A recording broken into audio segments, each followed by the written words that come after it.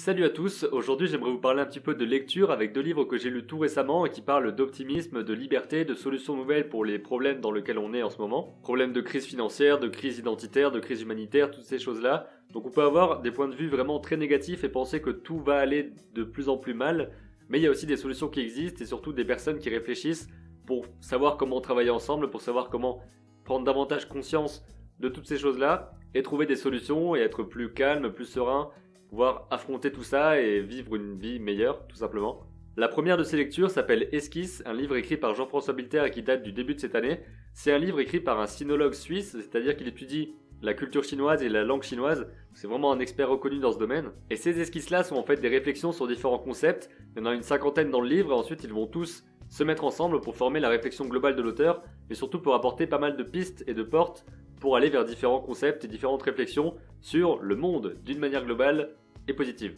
Dès le début, il place directement le contexte en expliquant qu'il est vain d'affirmer que l'homme est né libre ou que c'est sa vocation de devenir un être libre tant que l'on ne s'entend pas sur une idée positive de la liberté. Donc s'il dit ça, c'est aussi parce qu'il va parler de capitalisme à un moment donné pour expliquer qu'après la révolution industrielle, il y a vraiment toute cette logique de marché, de surproduction, etc. qui s'est mise en place, mais que c'est justement cette méthode-là qui permet d'avoir une liberté accrue aujourd'hui. Ou en tout cas qui donne les moyens de créer cette liberté, même si on la met pas en place. Et ce qu'il propose ici, c'est de se poser, de prendre du recul par rapport à ça, de mieux comprendre les mécanismes de tout ce qui nous entoure, pour mieux réfléchir, pour mieux créer des choses, et aussi surtout pour être plus libre, parce que tous les moyens sont là. C'est juste qu'on ne prend pas la peine, on ne prend pas la décision de devenir plus libre. Et c'est vraiment très concret parce qu'aujourd'hui on a vraiment toutes les technologies, toute la technique pour travailler moins et produire juste ce qu'il faut pour tout le monde, sauf qu'on n'est pas dans cette logique-là, que tout le monde continue à travailler tout le temps, qu'il y a des problèmes de chômage partout, ce qui fait qu'il y a vraiment un déséquilibre,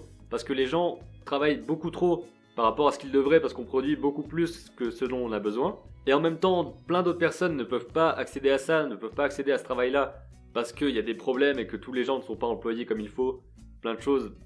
qu'on connaît tous.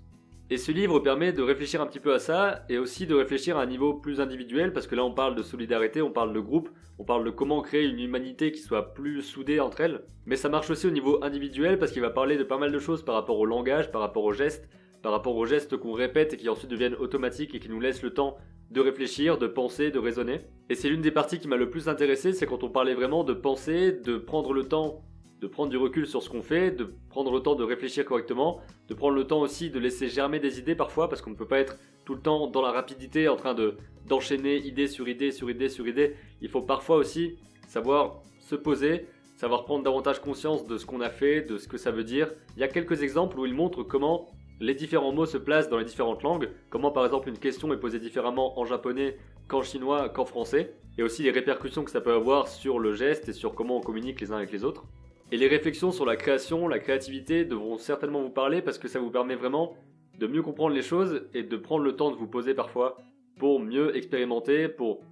mieux agir, pour mieux créer, pour mieux construire des choses et ne pas être tout le temps dans cette logique d'aller toujours plus vite et de ne pas prendre le temps. Et ça je le ressens vraiment, parfois j'ai l'impression d'être trop rapide dans ce que je fais, de ne pas prendre le temps de prendre assez de recul pour mieux comprendre et pour mieux gérer les situations. Donc ça permet vraiment d'apprendre à se poser. Donc je vous conseille vraiment de lire ce livre-là. Ça parle de plein de choses, ça parle d'économie, de politique, aussi à un niveau plus personnel de peut-être méditation, de concentration, de créativité. Donc vous aurez vraiment une sorte de gros mix de plein de choses, de plein de réflexions qui vous ouvrent plein de portes pour plein de pensées différentes. Et dans ce même ordre d'idées, je voulais vous conseiller aussi un autre livre qui s'appelle Réinventons l'humanité, qui a été écrit par Albert Jacquard et Hélène Amblard. Ça se base sur une meilleure compréhension de nos besoins, sur qu'est-ce qui est essentiel pour nous, et surtout de dégager tout ce qui n'est pas nécessaire en fait. Il y a beaucoup de choses qui ne le sont pas. Cette idée est vraiment présente dans les deux livres, le fait de savoir qu'est-ce qui est essentiel pour nous, de revenir à nos besoins fondamentaux et ne pas s'éparpiller dans des choses qui ne nous servent pas,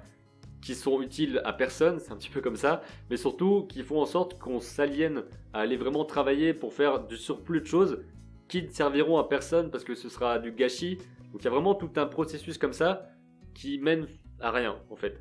Ou plutôt à une sorte d'autodestruction qui arrive petit à petit. Et ce qui fait un peu peur, c'est qu'on peut avoir l'impression que l'humanité, c'est la première espèce qui est en train de s'autodétruire. Voire même si on part dans des délires un petit peu science-fiction qui ne le sont plus forcément vraiment parce qu'il y a vraiment des tests qui sont faits en ce moment pour ça, une espèce qui créerait une autre espèce, donc l'intelligence artificielle et ce genre de choses, qui serait apte à écraser l'autre. Donc là on sort un petit peu du sujet, Mais en tout cas, je voulais vous parler de ça parce que j'ai envie d'avoir une vision un petit peu optimiste de la chose, une vision qui permette d'être plus serein, d'être plus apte à trouver des solutions, à créer des choses intéressantes. Et je voulais vous en parler parce que c'est quelque chose qui est assez important pour moi et j'ai vraiment envie de partager ce message-là, ce message d'optimisme, ce message positif qui donne envie de faire des choses, qui donne envie de réfléchir sur le monde, qui donne envie de communiquer avec les autres, qui donne envie vraiment de faire tout ça et de commencer à mieux réfléchir et à mieux vivre ce qu'on fait, ce qu'on crée, ce qu'on vit, tout ça. J'espère que cette vidéo vous donnera un petit peu envie d'aller fouiller dans ces livres-là, d'aller fouiller aussi dans d'autres livres qui parlent des mêmes choses ou qui parlent de points de vue opposés, pourquoi pas, en tout cas de mieux réfléchir sur tout ce qui vous entoure. Dites-moi en commentaire si vous avez d'autres livres qui vous intéressent sur le sujet, on pourra partager nos références et nos ressources, et on pourra aussi parler du sujet dans sa globalité sur différents points. On se retrouve très vite pour une nouvelle vidéo, et d'ici là comme d'habitude, créez vos images et racontez vos histoires.